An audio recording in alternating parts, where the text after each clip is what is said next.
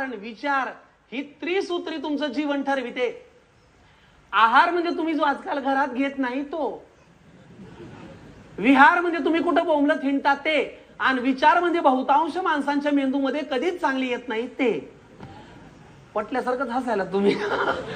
आता आहाराचं म्हणाल तर 90% जनता रोज बाहेर खाते.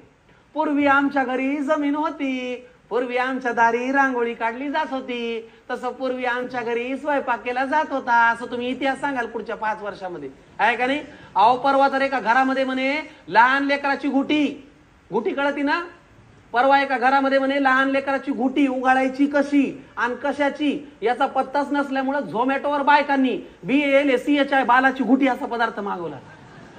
ते झोमॅटोवाला 6 तास शोधित होतं डिलिव्हरी उचलायची कुठून. तुम्हाला सोपं सांगू काय, बघा, जितकं पाकिट फूड खाल का नाही तेवढं शरीराचं पाकिट उघडलं जाणार, जितकं धाब्यावर बसाल तेवढं तब्येतीचं धाबधन आणणार, आणि जितकं पार्सल घरी मागवाल तेवढ्या लवकर तुमचं पार्सल घेऊन 4 माणसं घराच्या बाहेर जाणार. ही काळ्या दगडावरची रेग आहे. आता बघा, या आहार घेणाऱ्यामध्ये परत 2 प्रकार आहेत. पहिला प्रकार आहे मन मारून आहार घेणारे. याच्यामध्ये सगळे डाएटवाले भामटे मोडते. दीक्षित डाएट. मला ते आधी उलट वाटायचं, दर 55 मिनिटांनी 8 तास खायचं, ते उलट आहे. 8 तासांनी 55 मिनिटं खायचं. Dixit diet, keto diet, intermediate fasting, carbs मी खात नाही, ऑइली मला चालत नाही, स्पायसी मला झेपत नाही. अरे काय धंदे. आमच्या लहानपणी आम्ही असं कोंडाळा करून जेवायला बसायचो. एकाला तरी भातामध्ये खडा लागायचा. आमची आजी म्हणायची, मुडद्या गीळ, खडे पचवायची पण ताकद तुझ्या पोटाला पाहिजे, आहे का नाही? पण आता तुमचा गहू असा पॉलिश आहे, असा फेअर अँड लवली लावल्यासारखा पॉलिश आहे की त्याच्यामध्ये खडा सोडा बोंबल्याला सत्वही कुठं सापडायचं नाही.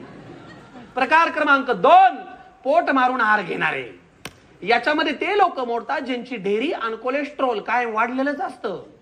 यांना तुम्ही किती सांगा, बापून्या थोडं कमी खा, फुटून मरायची वेळ आली थोडं कमी खा. हे कुणाच्या बापाचं ऐकत नाहीत. यांचं करिअर 3च शब्दात आहे, बोलूया, भेटूया,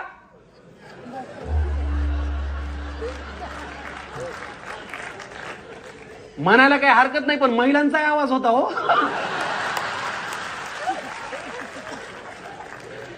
आता तुम्ही म्हणाल बाबा तुम्हाला काय माहित बाबा का ढाबा किचवतं, मला माहित नाही, पण आज आमचा धिंगाणा पाहिल्यावर तुम्ही कुठेतरी बाहेर जाताल ना, जिथं कुठं जाताल का नाही तिथं गेल्यानंतर जेवल्यावर हॉटेल मालकाच्या हातापाया पडून ती जेवलेली प्लेट तेवढी घरी घेऊन या, रात्रभर ती सुकट ठेवा.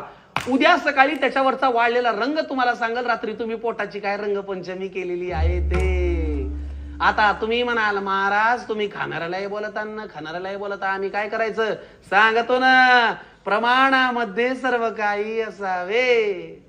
अति भोजने रोग येतो घराला, देहाला घर म्हणलंय.